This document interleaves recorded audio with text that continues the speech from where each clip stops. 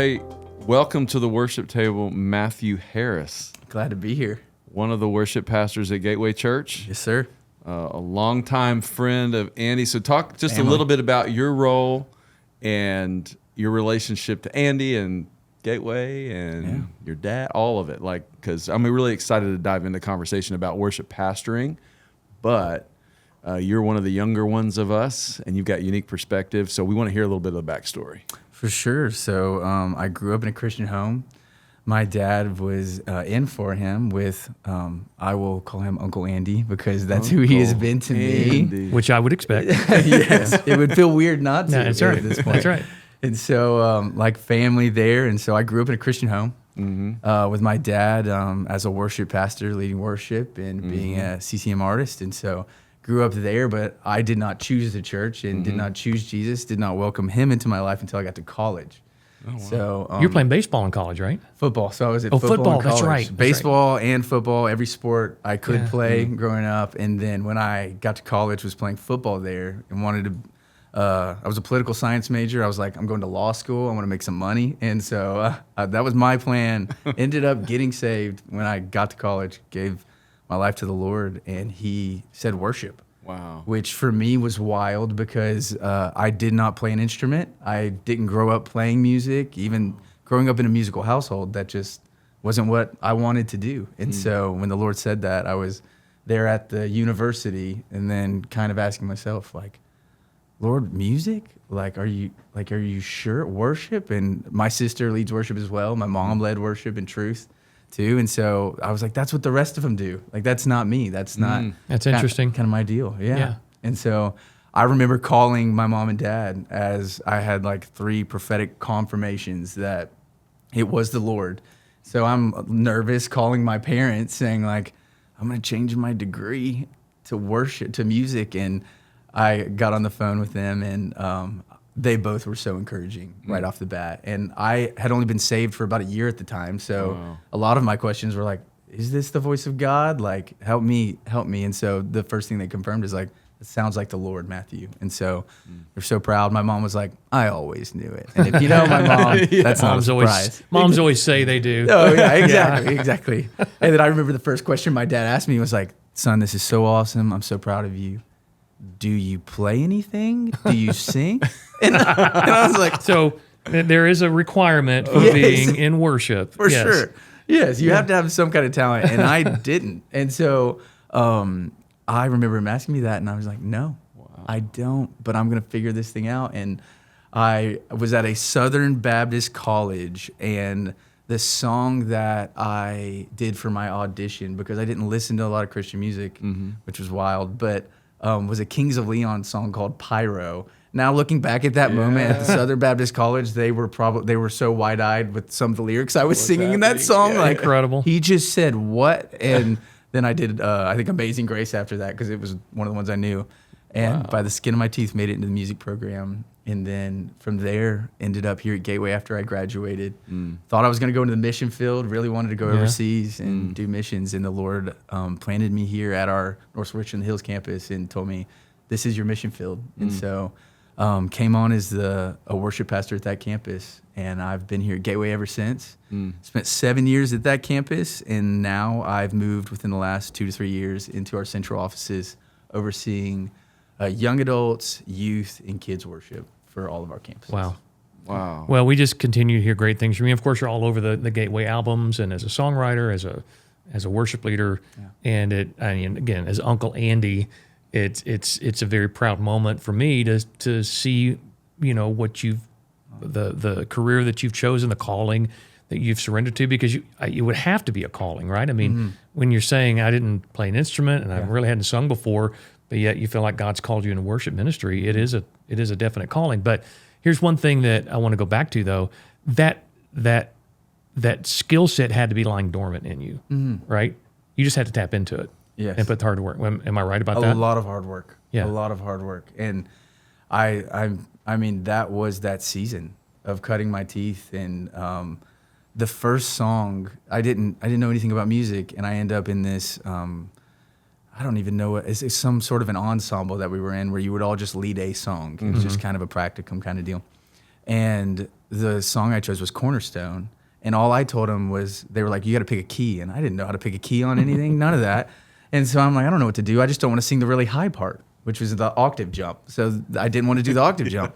So I was like, well, I think some girl was trying to help me figure out a key. And I was like, well, I'll do it higher so I don't have to jump it. So I did it in D. Songs normally in C, and it's pretty high in C. That jumps so good in C. I'm already hurting for you. Exactly. And so I screamed at the top of my lungs, Cornerstone, as we were in a chapel, and my dad was actually there. Amazing. And he's the sweetest man in the world and the kindest. And I remember him saying, like, you just keep going for it, bud. Keep going. Like, I was like, loud and clear, Dad, loud and clear. But it took a ton of work, ton of work that a lot of times I didn't see. Yeah. Like it took me probably from probably being a worship pastor actually for 4 to 5 years before I thought of myself as a singer, which is interesting. I didn't think about it a lot, but there was one day where I was like, I really enjoy singing. And before that, I'd never even thought about it because I didn't think I had the skill. But I was like, well, Lord, if you called me to this, I'll work towards it. And what's really great is if God's called you something, he'll equip you for what he called you to. And I feel like I'm living proof of it because I didn't know I could sing. I didn't know. It was years in the making, really. Yes. Years for you to get comfortable with the musical gift. For sure. I mean, that's a statement to younger, worship leaders, creatives. Because I think now, there is a sense of instantaneousness. Like if you can sing and we can fire up Ableton, we're just going to roll and it's going to sound like a record. And then you got all the toys now. All the toys. Yeah. And so what I see happening is like, oh, we went to 3 services, but now my voice can't sustain it, or now I don't have the acumen to lead in this environment that doesn't have Ableton, or whatever. And so that kind of that churning, that woodshed time, is really really important. Immensely. Just cutting your teeth and learning. Well, I'm really gonna nail like, what key am I in before I get into the song, and knowing it, because I can't tell you how many times when I didn't realize, well, if I go to the 4th, I really need to make sure I establish myself in that new key, because I'm going to start singing it. Like, I just messed that up a million times as I was leading small groups, because that's all anybody would let me lead. And so I did it for years and years and years, and you grow that way. So when Ableton goes down and you're in a service, you're like, oh, no, I know how to do this better than Ableton. Yeah. And so repetition is the best teacher. Oh, for sure. And I think you said it well. There's a sense of, I can do this now because we have all the things. We have tracks, and we have, we have live vocal tuning, and we have all these things that we can make ourselves look and sound really good right off the bat. Yeah. But to be effective and to actually get the most out of the gift that God has given you and the calling he's put on your life, you'd have to do it again and again and again and again. And sometimes that's the hardest thing to figure out, is where am I going to do this, and how am I going to keep doing it, because that's the only way you're going to get better, is by doing it over and over. So let's talk about the transition, the time between when you were on the worship team in college and you changed your major to the time you actually got your first worship pastor job. Just take us kind of through that journey of everything that God put you through before he landed you in the role that you're in now. It was wild, and I was talking to somebody about this just the other day, because telling the story doesn't make sense to me, because some of the places I found myself in, there was a pastor who hired me, so I'll tell the story. Okay. So I get ahead of myself. So I get to college, end up on this worship team, and how I ended up on that worship team was because I knew no one at the college. I was playing football there, and the guy who led worship for their athletic chapel said during one of those chapels, like, we need a bass player. And I just pulled my hamstring, so I was having to just be on the sidelines because I was scholarship, so you still have to show up to practice. And he was the second string center, and I was talking with him, and I was like, man, my family's kind of musical. I brought an acoustic guitar to impress a girl, so like, hey, if you taught me, I could learn. And I didn't realize who I was talking to. Now, being a worship pastor, anyone willing when there's nobody is a great person. And so he called me a week later and was like, I need you to play electric. And I'm like, I don't think you heard me. I don't play. You're going to have to teach me. And so I played every chord I knew. And I plugged an electric guitar, not even into a direct box. It was straight into the floor of this old chapel. Amazing. And I would play 1, 4, didn't know how to play the 6 in that key, so just wouldn't play. And they would come back in on 4. I'm telling you, it was bad. It was bad. And so I went from there, was on that for a semester this summer, came back, and my parents were here at Gateway at that time, and so learned a lot being around here. That guy graduated, and he was like, do you want to be over the band? It was slim pickings, so there weren't a lot of people that he had to choose from. But put me over the band. At that point, I was in freshman music theory, learning music theory at this point as a sophomore, so a little bit behind even then, and teaching the people on the athletic chapel band how to play music as I was learning it that morning. So I was learning how to build a triad, and I would go to the rehearsals that night and be like, well, they said if you want to make it minor, that middle finger, you just go back one. And like teaching my piano player, I remember it was an F sharp minor. I remember the chord like as I was learning it. And so I was talking through that, and so ended up over that band. And then the next thing that happened is I got hired I was getting paid not even enough gas to get to the church of this little Southern Baptist church that opened a contemporary service. And in that, they were like, you have to purchase everything for us. And I was like, I remember at a lunch sitting across from this pastor and saying, I don't know how to do any of the things you just told me I need to do. And he was like, you seem like you'll work hard though. And I was like, I will do that. This guy's gonna figure it out. Yeah. Honestly, he's like, cheap labor, let's go. And I was like, yeah, I'm willing. Anything the Lord puts in front of me that feels like him. That right there. I mean, I don't want to interrupt your story totally, you're but fine. just you saying I was willing, like your yes was on the table. It sounds like your yes was on the table, and that was what was key to the path. For it sure. It wasn't that you had all the stuff. You were just willing, and then you were equipped along the way. Okay, keep going. But honestly, that's the whole story, really, in a nutshell, is like, it's not about what I see in front of me. It's about what God's asked me to do. And then all it takes is me saying yes. Like, that's as easy as it is. And so in everything, it's like, maybe I don't feel like I'm qualified to do the things. But that's not what he asked. He didn't ask me to be qualified. He asked me to say yes. Yeah. And that's what we see in Scripture. And so I ended up there, and I learned so much about tech. So I ordered the soundboard. I ordered lighting. I've made friends that I would call at churches around and be like, what do I do with this? I would call back home, ask people, what should I do? What should I do? I got really good at asking questions because I had to. And so built the whole system there. I would, in the morning, I would set the levels and then run up there and lead worship. There are too many train wreck stories through that I learned from about our first service, the guy firing click on drums and it playing a song off of my MacBook over the entire service. It was a Blue October song. I was about to say, was it appropriate lyric? Was it a good song? It was Into the Ocean by Blue October. I think it was just like the first song on. Yeah. I hadn't heard that song in years. I was like, this is the weirdest way to start a service. I'm so sorry. But learned a lot. Yeah. I can't tell you how many young guys, young people in worship ministry have contacted me over the years, especially when I was on full-time staff at Church on the Move. Just finding my number somewhere, or they would find large churches across America and just say, could I talk to the worship pastor? Yeah. And just ask questions, like basic questions where, by this time I've been doing for 20 years, and I'm like, well, that's like the simplest question ever. Yeah. But for someone that's just starting out, Oh, yeah. you're like, I really don't know how to do this. Yes. And so asking questions is one of the ways that you learn, and even if you don't go to, most of us, I didn't, I'm probably the only one at the table that didn't go to college for worship ministry or for theology. My entire existence as a worship pastor was asking questions.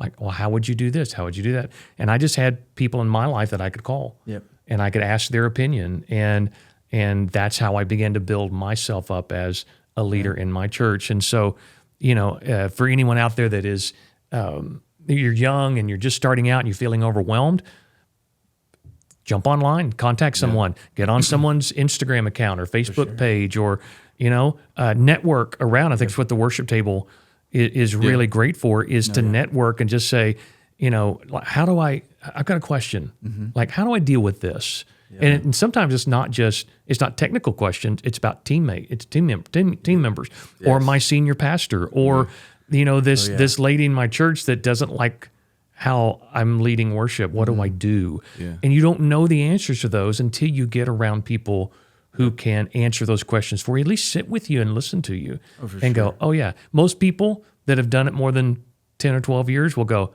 oh yeah, I've been through that. Oh yeah, I've been in that situation before. 100%. Staying endlessly curious. It's not. That's, to me, Yeah. that's what it sounds like. Yes. You're endlessly curious to discover and learn, and you may not become a full expert in production. Yep. But you have a working knowledge. Now you have to lead people that are in production at times. Exactly. And so you have a work. I mean, I just love that. Really staying humble enough to kind of keep inviting people in, and you're stepping into like I don't feel completely prepared for this moment. Yeah. And Scripture is replete with For sure. examples of how God calls us into the space Yes. that Yeah. we have to. It's over our head, like completely over our head. So I want to shift gears just for a second, and so you look after generational worship here, basically. So kids, students, college, next gen, that world, right? And you're doing that across the campuses. Part of our mission vision is to hear from. We know we need Paul, Barnabas, and Timothy. Like we need to hear from, what is God saying to your generation? What do you want our generation to know? Yeah. You know, that is that you're seeing in the Gen Z, like I've got a excuse me, I've got a 16-year-old at home who's leading worship in his youth group. He's discovering, he's endlessly curious. You know, it's like I feel like I'm, talking to somebody who's walked this path, and my 16-year-old is doing this. So talk just a little bit about what you're seeing, the challenges, the opportunities in the generation of worship leaders and worship curating experiences and environments and pastoring right now. Yeah. Well, forever curious. So I'm always learning, and in my role, I'm 31. So even then, like, a lot of the people I'm leading are much younger than me. And so I ask a lot of questions. I ask a lot of questions. I ask, like, how are you feeling? What's going on? What are you dealing with in life? And really trying to get in their head, because it's different than mine a bit. But I have been there in a lot of ways more recently. And so I think for them, giving them safe places to fail is huge, because we are so dialed in what we do sometimes that the bar to entry is high, Really high. and higher. I wouldn't have been able to. So I wouldn't have been able to be Especially at a megachurch. exactly. Yeah. Yeah. I mean, here, like our youth team, when I started in college, I wouldn't have been able to be on that exactly youth right. team. I wouldn't have been at the level.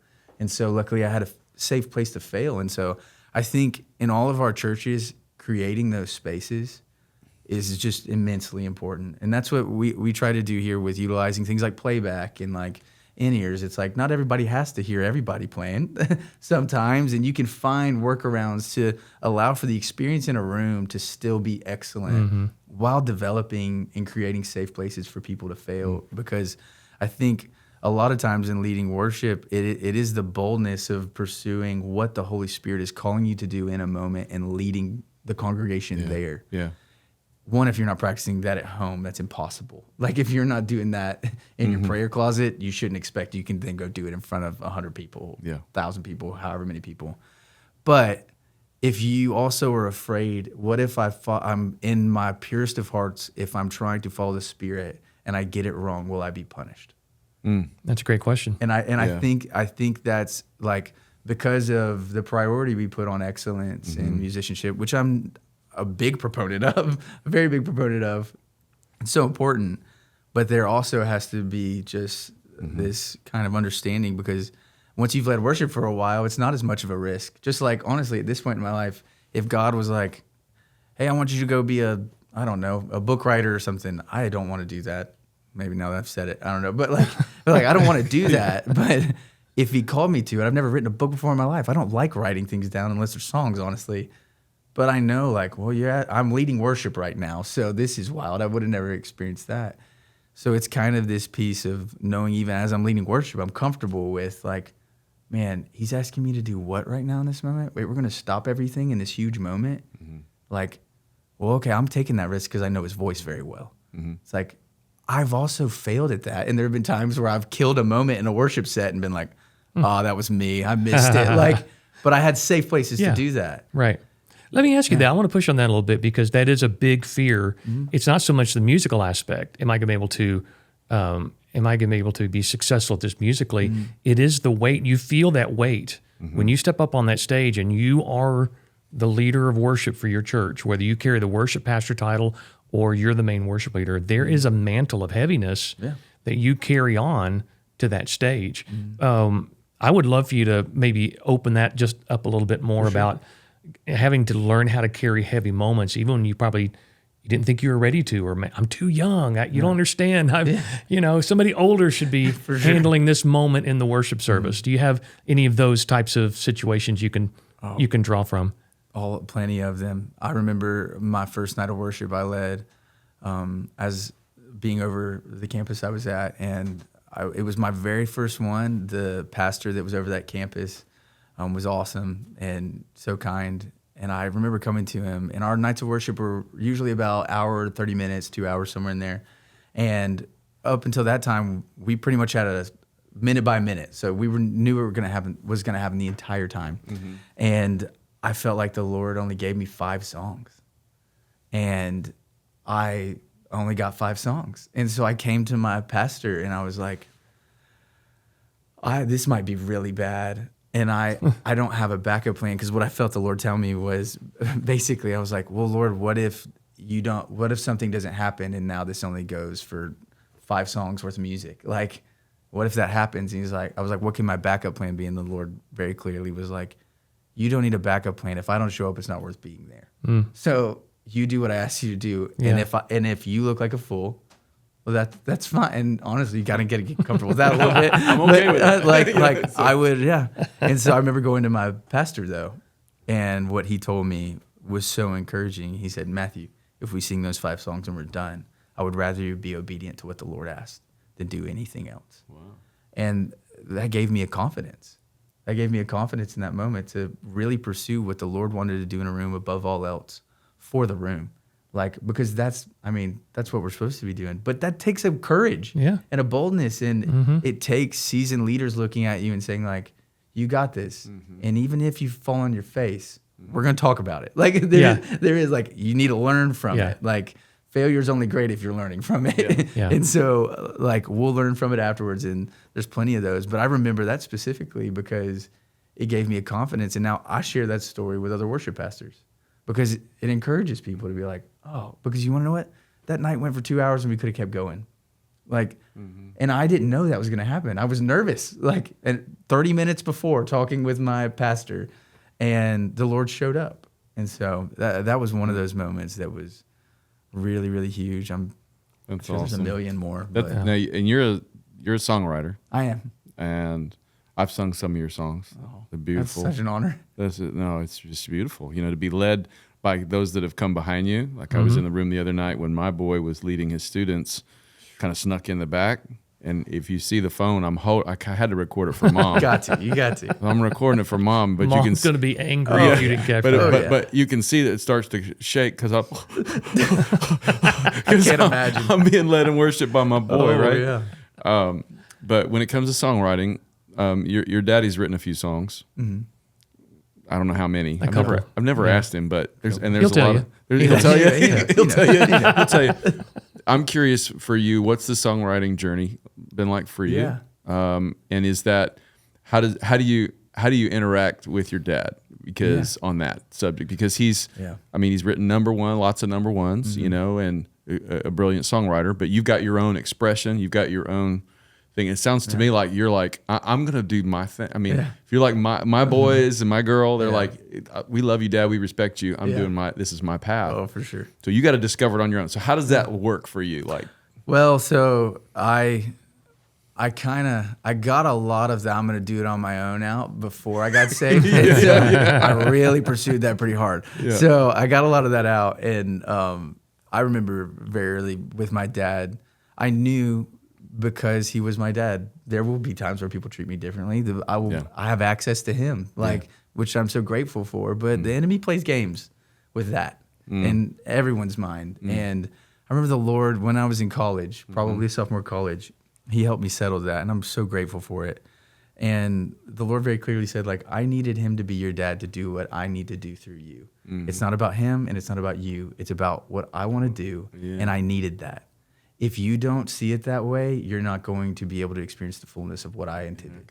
Wow. And so That's awesome. since then, it was always like, that's my greatest strength is he's my dad. Yeah. And there's all the fears of nepotism in that and all the different things. It's like, but we're not building our kingdom. Yeah. Like right. It's not our kingdom we're building. That's when that's a big problem. Right. When it becomes right. y'all's kingdom, and it's like it's just not that. Yep. And so I am so grateful. I'm so grateful to have him as a father. He's an amazing dad. And in songwriting, I remember the first time I had picked him up. I was at school in South Carolina. He had flown into Atlanta, and I was picking him up. We were driving back, and I think I sheepishly in the passenger seat was just like, man, how do you write a song? Like, how do you do that? like just kind of like nervous a little bit, asking my dad. And he told me, he was like, just write down everything the Lord's doing in your life right now, in just sentences. And then when we get there, I'll look at it. And so I just wrote things down, and I'm so discouraged. I'm like, this is just random words on a page. This is awful. And he took it. I remember he took it, and he was like, moved around words, and just kind of, as a songwriter does, took what I had and made it into a song. And I wish I still had that piece of paper. Oh, man. I know. I just every time I tell that story, I so badly wish I had that piece of paper. But from there, he showed me I could do it. So he encouraged me to say, like, no, you can do this. And from that point on, there'd always be a little bit of a song in my head or my heart or somewhere. And I would think of things. And I remember coming to him another time and saying, I was discouraged. And I remember saying, I just don't think I'm a songwriter. And he was like, well, maybe not. He's like, but whenever you have fresh revelation, what do you usually think? And I'm like, that's probably a song. Yeah. And that's how I'm wired. When the Lord reveals something to me, Love that. I respond with a song. And that's why there are more songs that no one will ever hear. Yeah. Some of the songs that sometimes people hear that I'm like, I didn't think people were going to hear that one. That was a moment for us. But because that's just how I respond to them a lot of the times. And so from there, songwriting, I was talking with a college student that over at the Kings the other day about the songs. He was like, how do you write these songs? And I'm like, I have y'all to look up to. I'm like, how do I write these songs? Like, how do I write songs like you guys? Like, that's where my mind's at. But I really wanted to be so clear with him that it's not about, like, worship music is not about me writing a great song. It's about me communing with the Lord and just responding to what he's doing in my life. Beautiful. And I kind of love that I'm probably more surprised about songs that get sung than I am expectant for them to be sung, I think. Because there's a song I got to be a part of called I Need You, and you could think like, oh, were you like writing and writing and writing? It's like, no, I was dealing with immense shame. And in that season, the Lord told me to, like, if I worship in a quiet time, I didn't want my quiet times to become songwriting sessions, but I felt like he was giving me songs. And so he was like, whenever you sit down to worship, don't worry about whether or not it's a song you need to write. Just worship me and just hit record, and I'll let you know what to go back and listen to. And I remember that day I was dealing with shame in a heavy way, and I just said, God, I need you. And the whole chorus was there. And then I was on the way to a songwriting, and the Lord said, I want you to listen to this. Listen back. And as I was there, the chorus, and then the song came in probably 10 minutes. But I can't really take credit for a lot of that. You know, like, he's showing up. I can take credit for pursuing the Lord in a low moment. Yeah. So I know what I assume I'm going to know what your answer is to this, but I do think it's a question that every young songwriter in the church has to ask, because it takes the veil off what drives us and motivates us to write music. That if you continue to write music the rest of your life and no one ever sang those songs but you, would that be enough for you? Would that fulfill what God has put in your heart as a songwriter? Yes. Yes. I want to be given an honest answer. I don't want to just be like, of course you would. And so I want to think about it, like, just kind of challenge myself on it a bit. But yes, because, I mean, songwriting for me is for my kids now. Like, I have more goofy songs I sing around the house, like, with them. Like, right before I left today, there's love, joy, peace, patience, kindness, goodness, faithfulness, gentleness, and self-control. Obey your mother and use those. Like we have songs for everything, like, because songs stick. And so I use them around the house to help my kids now, like, to learn things. And so, yes, because there's so much reward in all of it. But what's really neat, Rita Springer one time we were at a songwriting thing, and she was talking about it and talking about, like, songs, and she said that she asked the Lord how he views us writing songs, which honestly, it was one of those moments where I was like, why have I not asked that? That's such a low-hanging fruit question to ask the Lord. And her response was, a lot of times we view them as grenades. How many people, especially writing for the church, like, how many people can this connect to? And not in a bad way. Like, you wanted to connect with the majority of your congregation, not just one little piece of it. But she said what the Lord said was he views them a little bit more like arrows. They all have an intended purpose, and they'll hit multiple people, but they all have an intended purpose. And so songwriting for me is prophetic in a lot of ways, whether I'm writing for congregations or anyone, because I always think God has somebody on the other side of this. And I might not see it, but I know there's somebody that might need this. And so some of those songs stay with me for 5 or 6 years, and then the Lord's like, hey, go back to that one right now. Yeah. And we just released a song called Known by You that I wrote for like 5 years, and I just kept it and kept noodling with it a little bit on and off, not thinking a ton about it. And then the day the Lord wanted it to be finished, it was finished. And then we got to release it, and it's beautiful in all the ways, but that song has an intended purpose. Yeah. There's somebody I believe that song was written for. A lot of people will be ministered to by it. But that drives me because there are too many songs that I've written that I thought should go nowhere, that someone's come up to me and been like, you don't know what an impact that had in my life. And I go, I'm so sorry you had to hear that song. Like I'm like, that's not a great one. But the Lord has a purpose. Totally. So It's just like trusting him in that too. Yeah. It's like what John Larson said on one of our episodes, the power's in the seed, not in the sower. Yeah. For sure. And when you put those things into the ground as just, and I always say, like, the invitation to create is an invitation to be an image bearer of God. We're image bearers, and it's like he's a creative God, and he's a maker. He makes, and he gives us the agency to make. And the interesting thing is when we make things, we're being invited into something that's not just a product, but we're being invited into intimacy with God. Yes. So the real beauty is in that, not in the reach. Yes. It's in the right, not in the reach. It's like, you can't steward what's not in your hand. Yeah. But you can steward that expression. You can steward that moment with your kids. You can steward that thing. You can't make the seed grow. No, you can't make it rain. No, that's right. You can't make it grow. That's and how many times do you know those things? And I think it's being faithful to show up in those moments and make something. Not settle for signing the Hallmark card. Yes. But making your own card. Like, I've got something to say. I'm going to do something that costs me something. For sure. I love that. I think enjoying the Lord, like, I want to enjoy him in everything that I'm doing to my fullest. That means I need to partner with him in everything I'm doing. If the creator of the universe, the ultimate creative being, anything to ever exist, wants to partner with us to create something, the joy should be in creating with him. And that's enough joy. Yeah. And so if you want something more than that, you're missing what's right in front of you. Yeah. I think so many times. And the Lord that's how he wants to do it. He wants us to enjoy working with him as we create things and steward the earth and put beautiful music all over the place. But he wants to do it with us. The moments that we start thinking like, well, what's it going to do and where's it going to go? Because that's the win. He's like, man, the win was the time we got to spend making this That's thing. right. Like, That's good. and I'll make it grow if I want it to grow, and if I don't, I won't. I really have your best interest at heart. Yeah. Like, And what if it's just for him? What if it's just between you and Jesus? Yeah. I mean, how beautiful. why is that a bad thing? Exactly Yeah. right. The Exactly Lord right. saying, hey, can we keep this one for us? Yeah. Just like I bet you have songs for your wife that no one else. It was just between you and her. 100%. Yeah. It's because it's an intimate relationship. That's why some of those songs, like, kind of like Need You is one of those when other people started singing it, and I was like, ooh, wait a minute. Hold on. Like, I was like, that was for us. That's like, private. Don't sing that. It feels a little bit. And then you have to remember, like, man, if the Lord could possibly do in somebody else's heart what he was doing in mine in that moment, phew.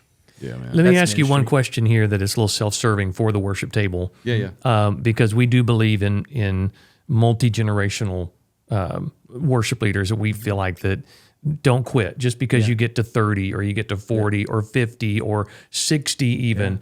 That doesn't mean that you are disqualified from leading worship. In fact, you should be getting better because it's just wisdom on top of wisdom.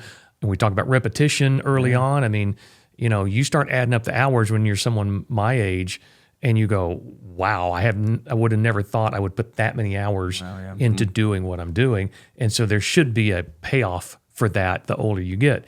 Can you remember a conversation with a mentor, an older worship leader that was really important to you that maybe helped you go, yeah, you know what? I really needed that word in this time, because we do believe that without the older generation speaking into the younger generation, you guys, you don't have a platform you don't have shoulders to stand on. You should be picking up where we leave off instead of having to start your journey from scratch. Oh, I completely agree. There's too many to count. I mean, from you, I remember a service and I'm a little bit spoiled because you're my uncle, but I remember an online service that we were leading over COVID that you called me and you were giving me feedback on my vocal. Oh, that's right. And some of that. And it was huge. Like, it was huge for me because I'm like, you what? Like, you paid attention to it, which you're my uncle, so it's a little bit different. But honestly, I think sometimes people think, well, they wouldn't want to know, or they wouldn't want. It's like, no. We need someone to step in sometimes and go like, hey, can I help you with that? I remember when that's the greatest possible thing anybody could ever say is like, because what you have is perspective. That's what time gives you perspective, and wisdom is taking, like, why I can stand on your shoulders, y'all's shoulders, is because you've experienced things, have perspective, which brought you wisdom. Now, if I trust that is wisdom and allow the Lord to partner with that, I hopefully don't have to go through a lot of those things. And so I think the greatest conversations I've ever had with seasoned worship pastors and leaders are the most honest ones that, like, hey, this is how I messed this up. Like, or this is how it wasn't great. Or people addressing the situation. I remember there was a worship leader that came in. Jeremy Riddle came in for one of our conferences, and I was just chauffeuring him around, which was the coolest thing in the world. I was like, this is awesome. But I asked him questions. So I was like, hey, what advice do you have for a young worship leader? And I still to this day remember he was like, it doesn't matter what the set looks like, taking just 2 seconds to say, Holy Spirit, is there anything different you would like to do now that we're here in this moment? I know we prepared for it before, but is there? And I don't remember if he said this or if it's what I just say all the time. I quote him on it all the time, but I remember, like, 9 times out of 10, we usually stay with what the Holy Spirit and I talked about earlier in the week. But for that one time, that's the service that somebody comes to me afterwards and it's like, how did you know to sing that? I was singing in the car, and I needed to hear that today. It's just that little question. And so there are those moments with seasoned worship pastors that I haven't thought through yet. Yeah. I'm not, and honestly, if he doesn't tell me that in a car ride, I probably go another 10 years and then maybe the Lord reveals it to me, or who knows how it happens. But I think it's on both ends of, like, there's just so much wisdom to be shared. So many learnings that would take 5 to 10 years that can happen in a short conversation between seasoned worship pastors. And you have, I just thank you for sharing that. You have this spirit that says, like, I coach me up. Like, I really want to know. That is just so, like you said, it's two-way. You mentioned kiddos earlier. You have 3 kids, right? 3 kids. 3 kids. Okay. I remember vividly. Mine are almost grown, fully grown now. A couple of adults and a teenager still at home. But I remember the crucible of building a very rapid-growing, fast-paced, ever-changing, high-octane ministry life that I was in. And then I also had, like, a pretty internal, ambitious nature, just wired up to kind of do stuff. And then I had 2 little ones, 3 years old and 18 months.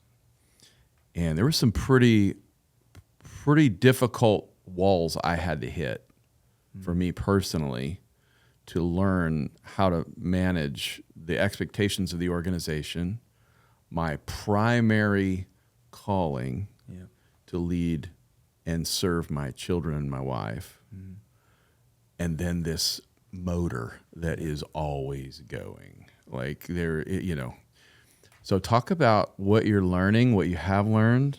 I'm early in it, yeah. Like, right, you're right in the thick of it. Like, what would you say to another worship leader, worship pastor that's in your space, that's leading. They're covering lots of territory. They got a lot of responsibility. What does that look like for you? How do you manage that? They're my number one priority. Yeah. So I have the ability to shape 3 minds for the glory of God.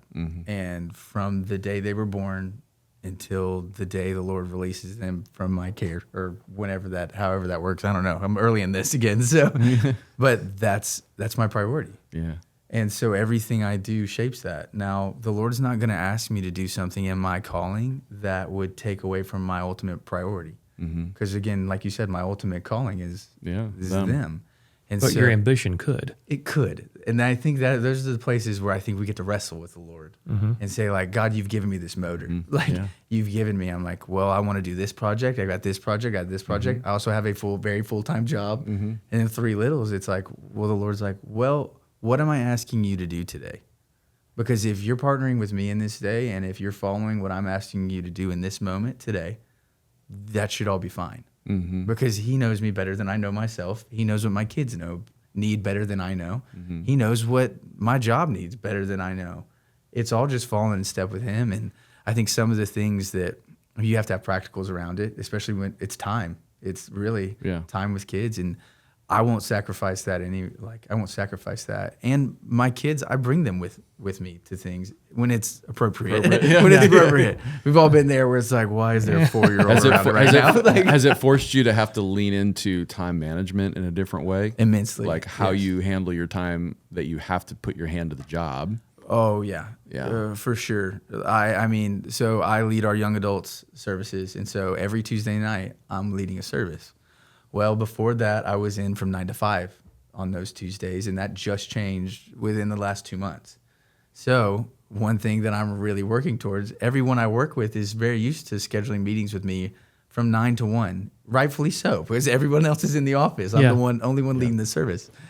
But I need to see my kids in the day, and that's every week. And so I block out 9 to 1, and there are moments, it's only been a couple weeks now, but there's so many times where I'm like, well, I could go in at 11. That's not that early. Like, I can just do it this once and just for this one meeting. We all know it's not just that one meeting. And there, for sure, if your ox is in a ditch, you got to do it. You got to do it. Those kind of things. But really prioritizing that, which only helps my marriage too.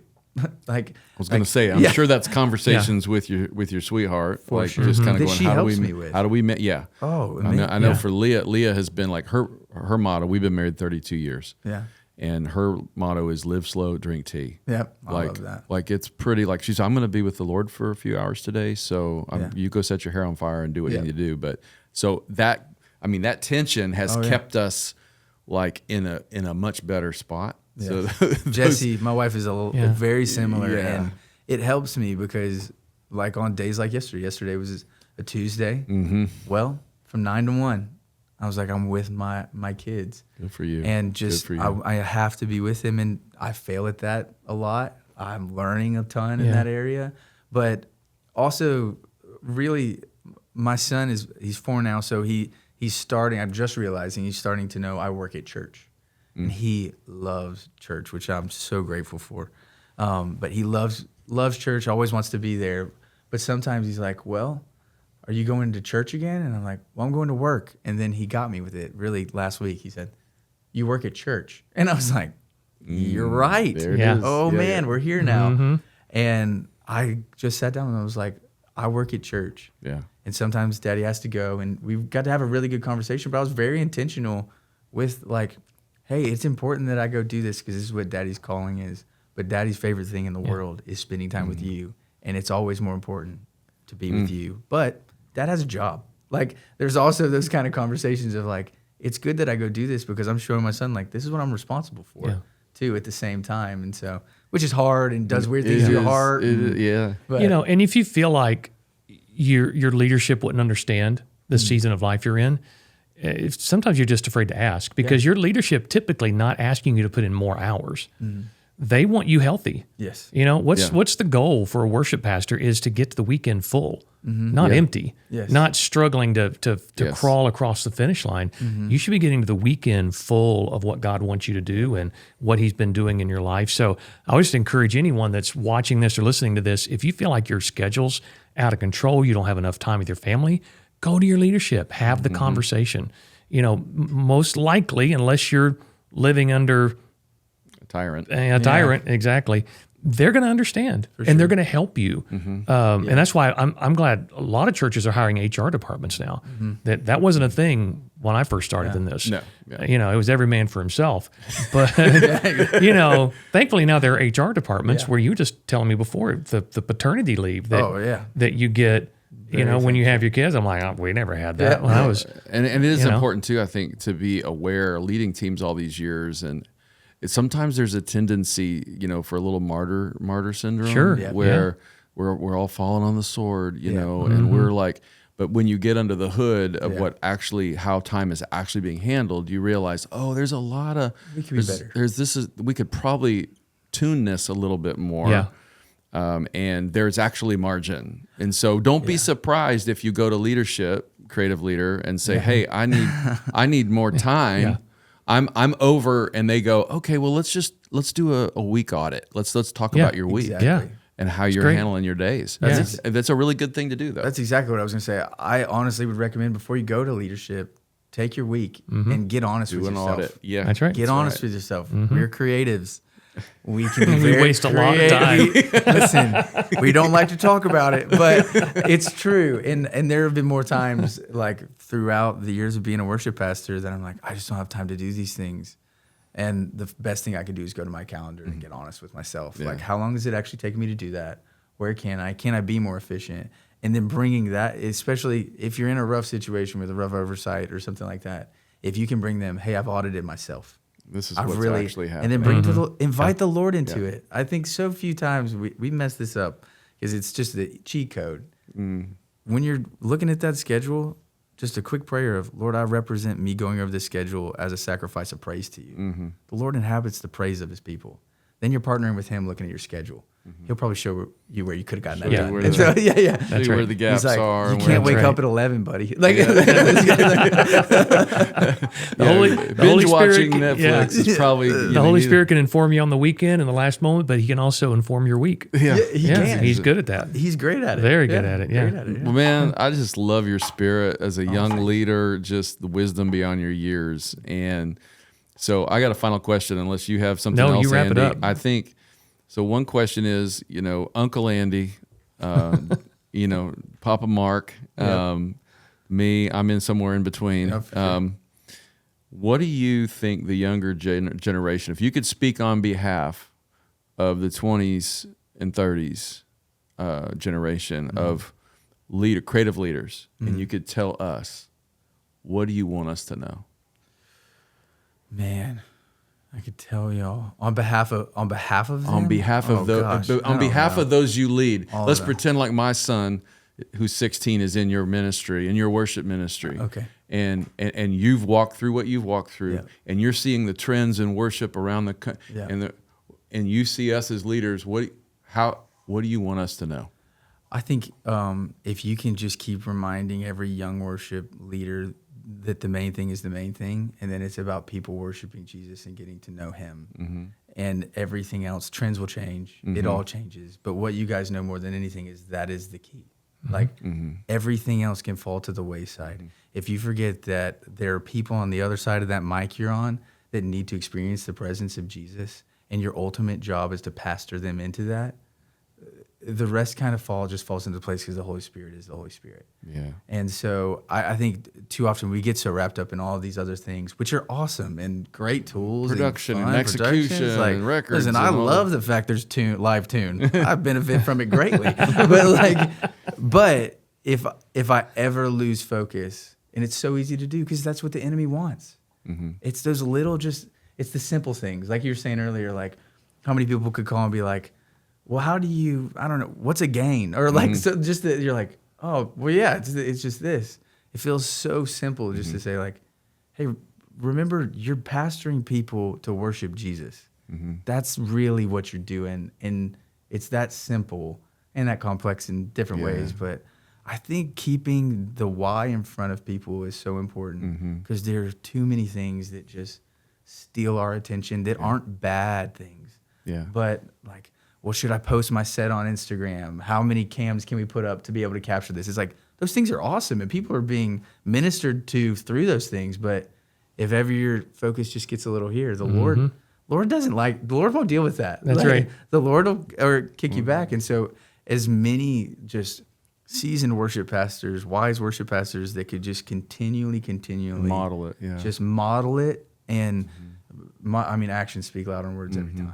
Yeah. So if every time I see a worship pastor that truly will stop a moment and do something a little bit uncool for the sake of a room, I'm like, Yeah. that's the real deal. That's one of them. Like, that's one of them because we've seen moments where you just blow through the set and you're like, I don't think the room was connected with that.